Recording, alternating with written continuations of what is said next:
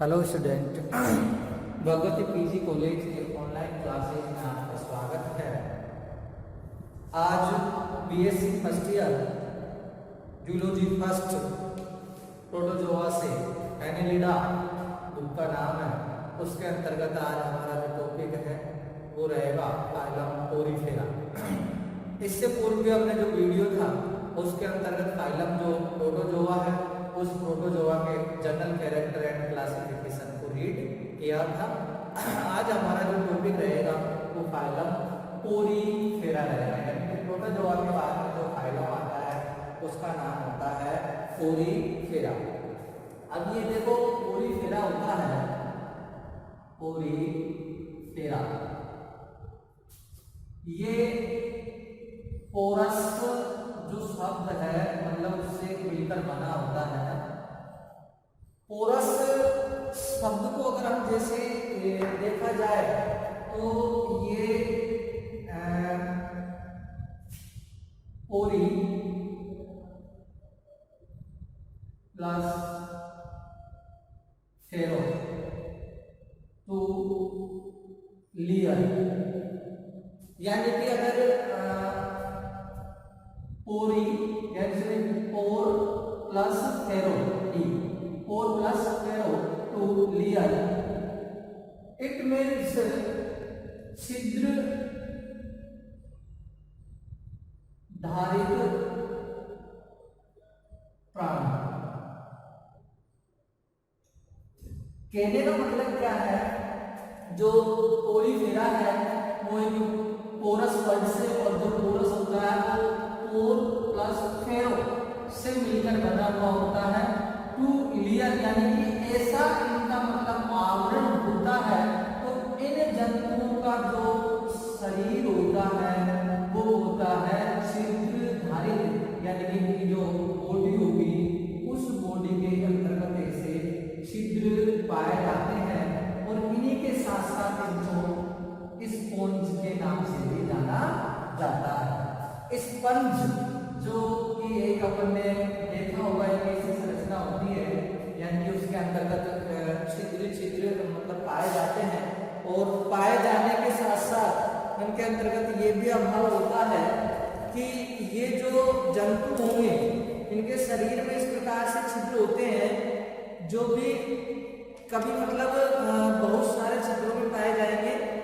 और ये जो छिद्र होते हैं जो एक तरीके से जो आपने देखा होगा जो अपनी जो बैठने की सीट वगैरह होती है या इनके भी जो गद्दे वगैरह जो आते हैं अपने, वो क्या होते हैं एक बार जैसे दबाते हैं और जैसे उठते हैं तो मतलब वो क्या हो जाते हैं फिर वापस अपनी स्थिति के अंतर्गत आ जाते हैं। और इसी प्रकार से इनके शरीर की क्या होती है स्ट्रक्चर होती है, उसी के आधार पर इन्हें स्पंज के नाम से भी जाना जाता है, स्पंज के नाम से भी जाना जाता है। साथ ही में अगर मैं बात करूं इसकी आगे तो इसके इतिहास की बात करते हैं। कई वैज्ञानिकों ने क्या किया, इसका अध्ययन किया, और अध्ययन करने के साथ साथ कई वर्षों तक तो इसको क्या समझा गया था, पादप ही समझा गया था, यानी कि अध्ययन किया और कई वर्षों तक तो जो फाइलम पोरीफेरा है इसके जो जंतु है उन जंतुओं को क्या समझा गया था, पादप ही समझा गया था।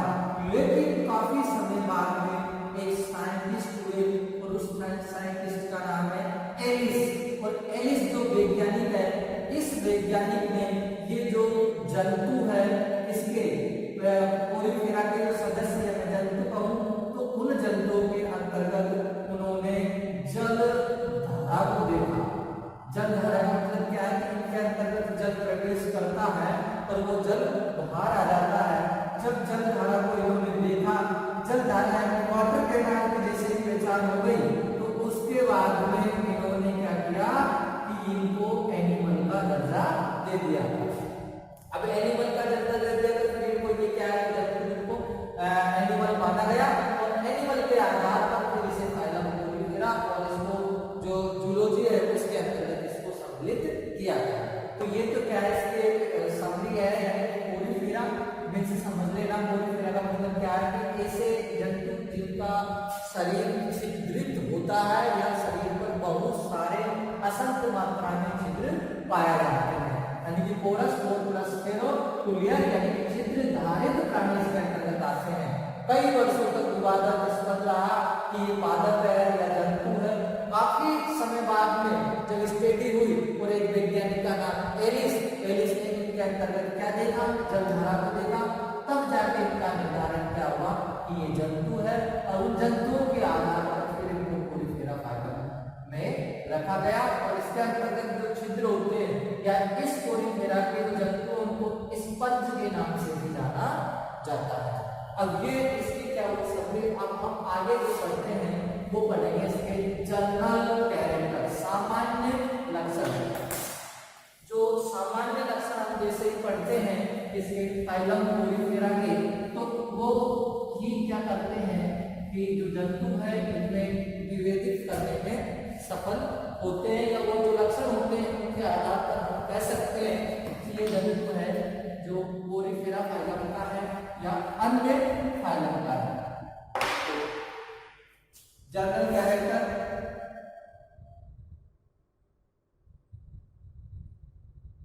अब इस जनरल कैरेक्टर्स के अंतर्गत सबसे पहले हम आवाज से बात करते हैं। तो इस संघ के जो जंतु होते हैं, इस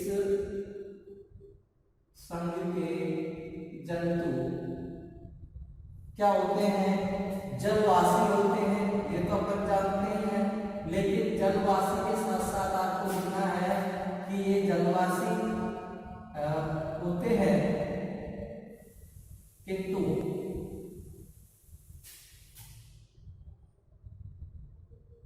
जलवासी होते हैं किंतु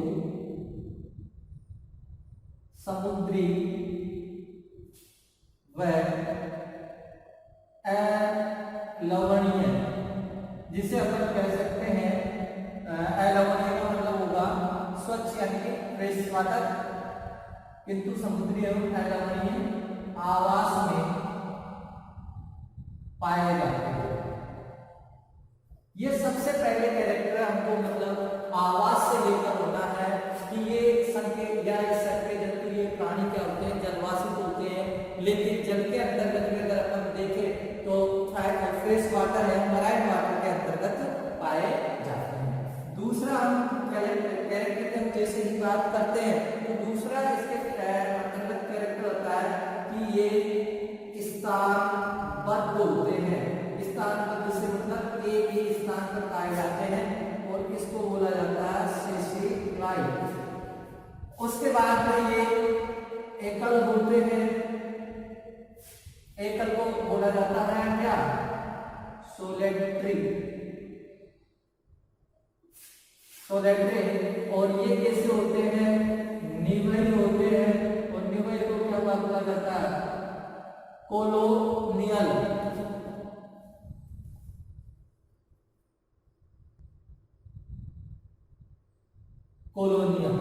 ये स्थानबद्ध होते हैं, एकल होते हैं, निवही होते हैं। क्या है, ये एक ही स्थान पर यानी कि कोई भी पत्थर या जो समूह होते ऐसी जो जगह होती है उस पर मतलब चिपक कर वहीं अपना जीवन व्यतीत कर सकते हैं। एकल का मतलब ये क्या है, कभी सिंगल फोन में पाए जाते हैं, और कोलोनियल के यानी कि बहुत सारी ऐसी जगह होगी और उस जगह के अंतर्गत बहुत ही पोलिफेरा के क्या होंगे सदस्य, तो ये कोलोनियल के रूप में भी पाए जाते हैं। अगले हम कैरेक्टर की जैसे बात कर लेते हैं तो इनका जो शरीर होता है वो कैसा होता है, वही बहुकोशिकीय होता है। यानी कि एक कोशिकीय का अपने किस तरह जो हम पढ़ा, तो शरीर बहुकोशिकीय या मैं कह सकता हूँ ये बहुकोशिकीय प्राणी है। और साथ ही इनका जो शरीर संगठन होता है, शरीर जो संगठन होगा यानी कि शरीर किन किन से मिलकर बना होता है, तो शरीर संगठन सेलुलर टाइप का होता है, कोशिकीय प्रकार का होता है, सेलुलर टाइप का होता है। तो इस प्रकार से मतलब इनके अंतर्गत ये कैरेक्टर पाया जाता है। इनका जो शरीर होता है वो एक नहीं दो नहीं यानी कि बहुत सारे जो कोशिकाएं होती हैं उनसे मिलकर बना होता है। और जो बॉडी ऑर्गेनाइजेशन होता है यानी कि शरीर का जो संगठन होता है वो सेलुलर टाइप का यानी कि कोशिकीय प्रकार का होता है। फिर इसके नेक्स्ट में कैरेक्टर की बात करता हूं तो इसके जो शरीर की आकृति होती है, इनके शरीर की आकृति, इनके शरीर की आकृति या तो कैसी होगी, फूलदान के समान होगी। यानी कि फूलदान आपने देखा होगा कैसा होता है फूलदान, यानी कि ये इस प्रकार से ये स्ट्रक्चर में बनाता हूं से और इस प्रकार से ये और इस प्रकार से ये। अब इसमें जैसे फूल वगैरह या फूल जिस पर रखा रहता है या फूल जैसे रखे जाते हैं तो इसको फूलदान सदस्य, यानी कि फूलदान जैसे, या मैं कहूं इनकी आकृति कैसी होती है, बेलनाकार होती है। यानी कि इनके शरीर की जो आकृति फूलदान के सदस्य या बेलनाकार पाई जाती है। उसके बाद में हम बात करते हैं इनके अंतर्गत जो सममिति यानी कि सिमेट्री जो पाई जाती है, जो सिमेट्री इनके अंतर्गत पाई जाएगी वो सिमेट्री कैसी होगी, या तो आर्य होगी या कैसी होगी, असममित होगी। यानी कि एसिमेट्री या रेडियल सिमेट्री इनके अंतर्गत देखने को मिलती है और सिमेट्री से आप अच्छे तरीके से परिचित है ही है। इसके बाद में इनकी जो देह विद्धि होती है, देह विद्धि, उस देह विद्धि के अंतर्गत जो बाहरी परत होती है, देह विद्धि की जो बाहरी परत है, बाहरी परत पिनेकोडर्म की बनी होती है, पिनेकोडर्म की बनी होती है, तथा आंतरिक परत कोएनोडर्म की बनी होती है। लेकिन दोनों परतों के बीच मिसेंकाइमा,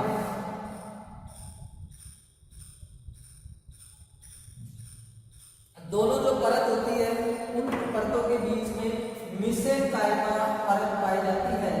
और अगर मैं कहूं इसकी जो देह विद्धि होती है वो होती है द्विजन स्तरीय। द्विजन स्तरीय से मेरा मतलब है कि इसके अंतर्गत एक्टोडर्म और एक आएगी इसके अंतर्गत एंडोडर्म। अधिचरण में इसको बोला जाता है अंतःचरण। एक्टोडर्म में उस एक्टोडर्म के द्वारा तो पिनेकोडर्म का निर्माण होता है, पिनेकोडर्म का फॉर्मेशन, यानी कि एक्टोडर्म है वो पिनेकोडर्म को बनाती है और एंडोडर्म है वो कोएनोडर्म को बनाती है। यानी कहने का मतलब ये है कि जो बॉडी वॉल होती है उनकी जो बाहरी परत होती है वो पिनेकोडर्म की बनी होती है, आंतरिक परत होती है वो कोएनोडर्म की बनी होती है, लेकिन मध्य परत है वो मिसेंकाइमा, इन दोनों परतों के बीच का जो स्थान होता है वो मिसेंकाइमा के नाम से जाना जाता है। और इनकी जो परत है उनका निर्माण फॉर्मेशन जो जन्मीय अवस्था या भ्रूणीय जो अवस्था होती है उसकी एक्टोडर्म, मीजोडर्म, एंडोडर्म होती है उनकी। तो अगर तीनों स्तर पाए जाएंगे तो उसे क्या कहेंगे, डिप्लोप्लास्टिक। अगर दो पाए जाते हैं उन्हें डिप्लोप्लास्टिक के नाम से जाना जाता है। यानी पोरक खंड है या पोरक जो हुआ है, पोरक रंध्र है, उनके क्या होते हैं, स्तर होते हैं। तो एक्टोडर्म से पिनेकोडर्म और एंडोडर्म से कोएनोडर्म में उसका निर्माण होता है। अब इसके अंतर्गत देखो इनके जो शरीर है, अगर करेक्टर इनके शरीर पर अनेक छिद्र पाए जाते हैं। क्या पाए जाते हैं, छिद्र पाए जाते हैं और इन छिद्रों को ओस्टिया के नाम से जानते हैं। इसके नाम से जानते हैं इनको ओस्टिया, इस ओस्टिया के नाम से इनको जाना जाता है। अगले कैरेक्टर की बात मैं करूं तो इसके अंतर्गत आठवां कैरेक्टर जो आप देखेंगे, इनके अंतर्गत मैंने कहा ना जब इनके अंतर्गत जलधारा पाई जाती है और जलधारा के बाद में इनको जंतु माना गया था। तो इनके शरीर पर अनेक छिद्र पाए जाते हैं और इनमें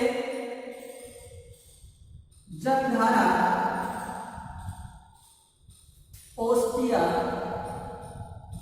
यानी कि जो जल होता है वो ओस्टिया से प्रवेश करता है और ओस्टिया के बाद में ये अगर जाता है तो शरीर की जो गुहा होती है यानी कि प्रवेश करता है और यहाँ से कई प्रकार के कक्षों में जाता है और साथ में ये आंतरिक गुहा स्पॉन्जोसील आंतरिक गुहा स्पॉन्जोसील में जाता है और यहाँ से ओस्कुलम के द्वारा क्या होता है आउट होता है। तो कहने का मतलब क्या है, जलधारा का जो मार्ग होता है वो बहुत सारे छिद्र होते हैं यानी कि कहने का मतलब इस प्रकार से इसकी क्या होती है, ये बॉडी स्ट्रक्चर होती है। ऐसे मानने के लिए साइक्लोन है, ये क्या पाई जाती है बॉडी स्ट्रक्चर है एक साइक्लोन में बता रहा हूँ इस प्रकार से। अब इनके अंतर्गत जो होती है इससे जलधारा प्रवेश करने के बाद इनके शरीर के अंतर्गत कई कक्ष होते हैं और फिर वहां से कई गुहा होती है और उन गुहाओं से फिर ये क्या है बाहर जो ओस्कुलम होता है और उस ओस्कुलम के द्वारा क्या हो जाते हैं आउट हो जाते हैं। तो एक जल धारा का जो मार्ग होता है वो भी इनके पोरिफेरा के अंतर्गत है वो पाया जाता है। साथ ही के अंतर्गत इस प्रकार का नेक्स्ट कैरेक्टर में लिखूं तो इस प्रकार का जो वेव होता है उस मार्ग को नाल तंत्र के नाम से जाना जाता है। मैं कहूं तो कैनाल सिस्टम के नाम से मतलब जाना जाता है। इस प्रकार से जो जलधारा इनके अंतर्गत प्रवेश करेगी उसको नाल तंत्र के नाम से जाना जाता है और इसी नाल तंत्र के आधार पर समझ पोरिफेरा के जो जंतु है उनमें कई प्रकार के नाल तंत्र पाए जाते हैं जिन्हें निम्न नामों से जाना जाता है, जैसे साइक्लोन टाइप का, एस्कोन टाइप का और ल्यूकोन टाइप का। तो इनके जो नाल तंत्र होते हैं उन नाल तंत्रों को यानी कि मैं कहूं 10 नंबर का संघ पोरिफेरा के जंतुओं में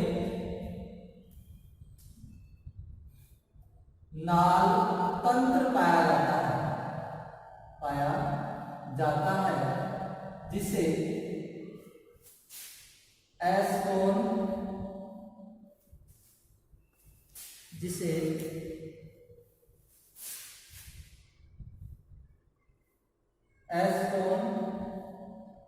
साइक्लोन और ल्यूकोन के नाम से जाना जाता है। ये तो मतलब एस्कोन है, ये साइक्लोन है और ये ल्यूकोन है। इन नामों से इनको मतलब जाना जाता है। अगले में कैरेक्टर की बात करता हूं। 11वां जो कैरेक्टर है संघ पोरिफेरा का वो कैरेक्टर है कि इनके जो कोलेकोडर्म स्तर है उस कोलेकोडर्म स्तर पर यानी कि कौन सा स्तर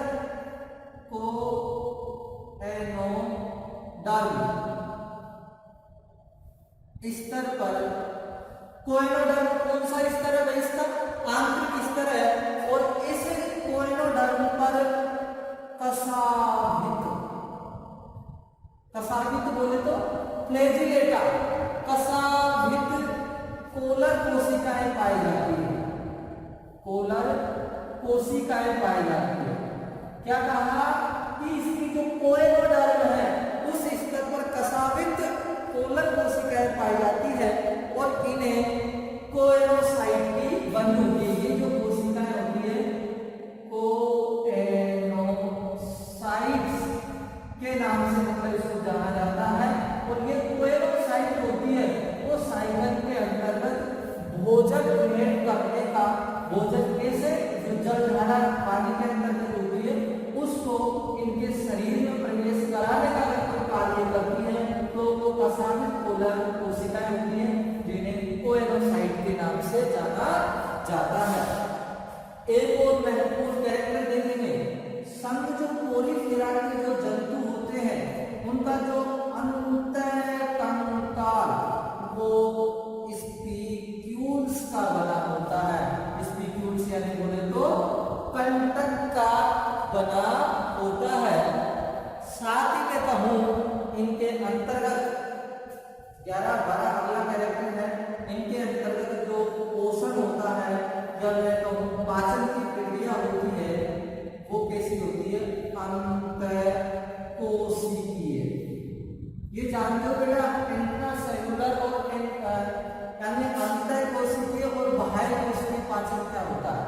यानी कि अगर मान लीजिए ये कोई एक सेल है और यानी कि कोशिका, इस कोशिका के अंतर्गत इसके कोशिकाओं और इसमें जैसे ही भोजन प्रवेश करता है यानी अगर पाचन हो जाता है तो इसे अंतर कोशिकीय पाचन के नाम से जाना जाता है। और ये कोई तंत्र होता है और यहाँ क्या होती है, सेल होती है और ये एंजाइम होता है। अगर यहाँ अगर कोई पाचन होता है तो इसे बाह्य कोशिकीय पाचन के नाम से जाना जाता है। जैसे कि ह्यूमन अपने अंदर है ये पाया जाता है। उसके बाद में बात कर लेता हूँ उसके अगले कैरेक्टर की। तो अगले कैरेक्टर में मैं बात करूंगा तो इसमें जो उत्सर्जन होता है, उत्सर्जन के रूप में क्या निकालते हैं, अमोनिया निकालते हैं। जब भी पाए जाते हैं तो अमोनिया से हमें निकालना तो अमोनिया प्राणी के नाम से भी जाने जाते हैं। साथ ही इनमें जो तंत्रिका जो तंत्र होता है उसका क्या होता है, अभाव होता है। क्रियाएं सब होती है लेकिन जो कंट्रोलिंग का कार्य होता है वो नहीं होता। जैसे मस्तिष्क है, ब्रेन है, ये सब क्या करते हैं, अपने बॉडी को, सूचनाओं को, इनको क्या करते हैं, कंट्रोल करते हैं। लेकिन इनके अंतर्गत ऐसा नहीं होता। न्यूरल सिस्टम उसका अभाव होता है लेकिन रेस्पॉन्स की जो पूरी क्रियाएं होती है वो इनके अंतर्गत है पाई जाती है। अगला मैं बात करूं कि ये क्या होते हैं भाई, उभयलिंगी होते हैं। 16वां कैरेक्टर की मैं बात करूं, पूरी क्रिया के जो जंतु है वो उभयलिंगी होते हैं। 17वें कैरेक्टर की बात करूं तो इनके अंतर्गत जो जनन पाया जाएगा वो अलैंगिक जनन व लैंगिक जनन दोनों प्रकार का जो जनन है वो पाया जाएगा। 18वें कैरेक्टर की बात करूं तो इनके अंतर्गत जो विशेषण होता है बेटा वो कैसा होता है, आंतरिक होता है। और 19वें कैरेक्टर की बात करूं तो इनके अंतर्गत जो परिवर्तन होगा, डेवलपमेंट होगा वो कैसा होगा बेटा, अप्रत्यक्ष प्रकार का। सब पूरी तरह के जो जंतु है उनके अंतर्गत लार्वल स्टेज पाई जाती है, यानी कि लार्वा उनके अंतर्गत पाया जाता है। और इस प्रकार से हमारे जो ये 19 कैरेक्टर है वो कंप्लीट होते हैं। और आपको इसमें से कम 15 जो जनरल कैरेक्टर है वो आपको क्या करने हैं भाई, याद करने हैं। और 15 जनरल कैरेक्टर को जैसे हम याद करते हैं तो उसके बाद में हमारा जो नेक्स्ट आएगा तो फिर क्लासिफिकेशन। तो क्लासिफिकेशन में हम जैसे ही बात करते हैं तो क्लासिफिकेशन में देख लीजिए बेटा, पूरी क्रिया संघ को 3 क्लासों के अंतर्गत बांटा गया है, कैलकेरिया, डेमोस्मेंटे, और एक जो क्लास है उस क्लास का नाम है एक्सेप्टेनिलिडा। तो इस प्रकार से संघ जो पोलीफेरा है उस पोलीफेरा क्लास को 3 वर्गों के अंतर्गत बांटा गया है। पहली जो क्लास है उस क्लास का नाम क्या है बेटा, कैलकेरिया। दूसरी जो क्लास है उसका नाम है एक्सेप्टेनिलिडा। और तीसरी जो क्लास है उसका नाम है डेमोस्मेंटे। साथ में बात करूं कैलकेरिया है उसके 2 मॉडल है, होमोसिला और हेटेरोसिला। तो क्लासिफिकेशन की बात है, ये क्या है, पोलीफेरा है। और इसको अपन क्या करते हैं, इस प्रकार से बेटा भी बांट देते हैं। सबसे पहले मैं यहां से लेता हूं और इसकी पहली जो क्लास है वो है कैलकेरिया। पहली जो क्लास है उसका नाम क्या है, कैलकेरिया। 3 क्लास, यानी कि इसको सबसे पहले 3 क्लासों के अंतर्गत बांटा गया है और वो क्या है, कैलकेरिया। अब अपन बात कर लेते हैं इसके अंतर्गत दूसरी जो क्लास है उसका नाम है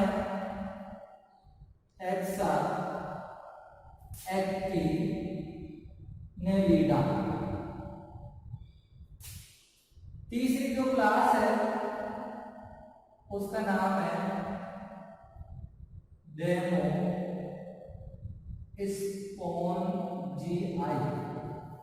डेमोस्पोंजियाई ये 3 क्लासों के अंतर्गत इसको बांटा गया है कैलकेरिया। और इस जो कैलकेरिया है इसको थोड़ा ऐसा कर लेते हैं ना, हेक्साएक्टिनेलिडा में कर लिया है उधर जगह मिल जाएगी, ये यहां ले लेते हैं इसको, हेक्सा एक्टिनिलीडा। कैलकेरिया है, इस कैलकेरिया के क्या आएगा, 2 ऑर्डर है और 2 ऑर्डर कौन से हैं, एक ऑर्डर का नाम तो क्या है, होमोसिला, होमोसिला।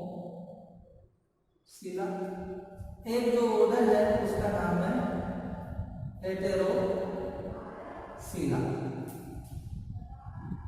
होमोसिला और हेटेरोसिला क्या है, इसके 2 ऑर्डर है और इसके अंतर्गत जो एग्जाम्पल है वो है क्लेथेराइना।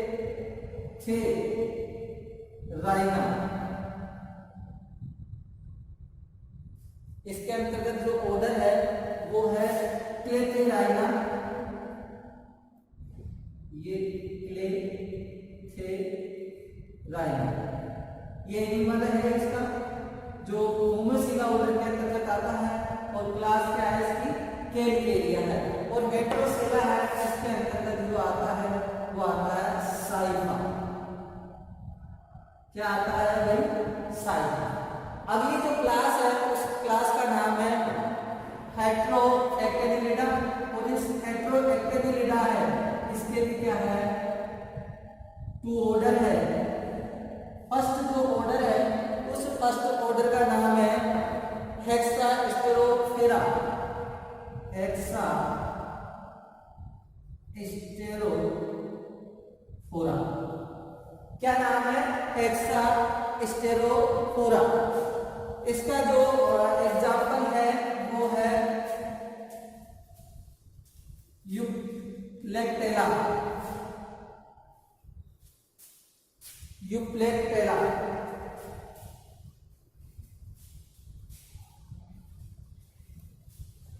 यूप्लेक्टेला क्या है, इसका एग्जाम्पल है। और अगला है अगला जो इसका ऑर्डर है उस ऑर्डर का नाम है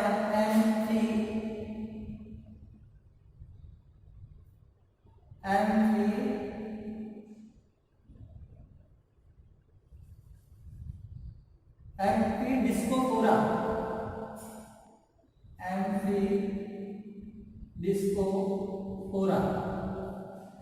और एम्फीडिस्कोफोरा किसका ऑर्डर है, हेक्साएक्टिनिलीडा का। और हेक्साएक्टिनिलीडा का इसके अंतर्गत वो है इसके डिस्कोफोरा का एग्जाम्पल हाइलेनोमा, हाइलेनोमा। ये इसका जो प्राणी है उसका नाम है हाइलेनेमा, नेमा है। तो अगला जो डेमोस्पेंजियाई है, इस डेमोस्पेंजियाई की 3 सब क्लास है और वो 3 सब क्लास कौन कौन सी है वो देखेंगे आप। अपन ने बताया कि जो डेमोस्पेंजी है उस डेमोस्पेंजी के अंतर्गत 3 क्लास है। पहली क्लास है टेट्राएक्टिनिलीडा, दूसरी है मोक्सेनिडा और तीसरी है केरोटोसा। इसके अंतर्गत होने को तो बेटा 3 ऑर्डर है, लेकिन मैं एक ही ऑर्डर बता रहा हूँ इसका, केरोटोसा। और इस केरोटोसा का जो एग्जाम्पल है वो है प्लेकाइना।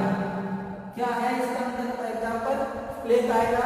और जो केरोटोसा है इस केरोटोसा का कोई भी मतलब ऑर्डर नहीं है, ये एक ही सब क्लास है और इस सब क्लास का है स्पोंजिया। और जो एप्पल्स प्लेकाइना है इसके अंतर्गत आता है स्पॉन्जिया। ये इस प्रकार से क्या हुई भाई, इसका क्लासिफिकेशन है वो कंप्लीट होता है। कैसे आप रखना मेरे, सबसे पहले फर्स्ट क्लास इसका नाम क्या है, कैलकेरिया। दूसरी जो क्लास है उसका नाम है हेक्साएक्टिनिलीडा। तीसरी क्लास उसका नाम है डेमोस्पेंजियाई। अगर नहीं दिख रहा होगा कोई मीनिंग, अगर आपको दिख रहा मतलब डाउट हो तो आप क्या अपनी बुक की सहायता से भी आप इस क्लासिफिकेशन है उसको मतलब कंप्लीट कर सकते हैं। तो कैलकेरिया को 2 ऑर्डर में बांटा गया है, कौन कौन से, होमोसिला और हेटेरोसिला में। इसके अंतर्गत एग्जाम्पल है क्लेथेराइना और इसके अंतर्गत है साइफा। तो ये तो मतलब पूरी क्लास है मतलब कंप्लीट हुई। हेक्साएक्टिनिलीडा इसको 2 ऑर्डर में बांटा गया है, हेक्सा पूरा और एल्बिडिस्कोफोरा। इसके अंतर्गत यूप्लेक्टेला, इसको उसके मतलब यूरोप या अन्य देशों के अंतर्गत शादी समारोह होते हैं उनमें गिफ्ट के रूप में दिया जाता है। इसको मतलब मंजूषा के नाम से भी मतलब इसको जाना जाता है। तो एक इसका मेल और फीमेल का इसका संयोग होता है जो कभी मतलब बिछुड़ते नहीं है। तो ऐसी स्थिति के अंतर्गत में जो यूप्लेक्टेला है इसको अदर जो मतलब विदेशी कंट्रियां वगैरह होती है उनके अंतर्गत शादी समारोह के रूप में दिया जाता है यूप्लेक्टेला को। और ये है एल्बिडिस्कोफोरा हाइलोनस के अंतर्गत है और इसके अंतर्गत 3 सब क्लास है, पेंटाहेक्टेनिडा, मोनोहेक्सेनिडा और केरेटोसा। इसके अंतर्गत 3 ऑर्डर है, बेटा जिसमें मैंने एक ऑर्डर बताया उसका एग्जांपल क्या है, प्ले काइट। इसमें 4 ऑर्डर है, एक ऑर्डर मैं आपको बता रहा हूँ एप्लेस क्लेवाइना और इसमें आता है स्पांजिला। क्योंकि इसकी स्टेज नाम आता रहता है, केरोटोसा में कोई भी ऑर्डर नहीं है इसलिए यूज किया। ये क्या है कि नाम आपको याद है मेमोरी में है, इसलिए मैं क्या है कि एक ऑर्डर बता रहा हूँ। बहुत ज्यादा ऑर्डर भी अगर मैं आपको बता दूं कर दूं तो वो मतलब याद नहीं कर पाएंगे और पूरे अपने याद होते भी नहीं। तो इस प्रकार से क्लासिफिकेशन आप कर आओ वो तो बहुत काफी है, इतने में तो ये है। तो इस प्रकार से हमारा जो फाइलम पोरीफेरा है उसका जनरल कैरेक्टर और क्या हो गया क्लासिफिकेशन है जो कंप्लीट हुआ। नेक्स्ट क्लास के अंतर्गत हम देखेंगे जो अगला फाइलम है उसका क्या करेंगे जनरल कैरेक्टर। और अगला फाइलम तो आपको पता ही होगा कौन सा आएगा, सिलेंट्रेटा, क्योंकि अपन चलते आ रहे हैं ना इससे प्रोटोजोआ, पोरीफेरा और पोरीफेरा के बाद सिलेंट्रेटा, टिग्नोस्पोरा, फिर एस्के एल्मेंथिस, लेटे एल्मेंथिस, एनेलिडा तक अपन को पहुंचना है। तो थैंक यू दोस्तों, आज की क्लास में बस इतना ही। जय हिंद।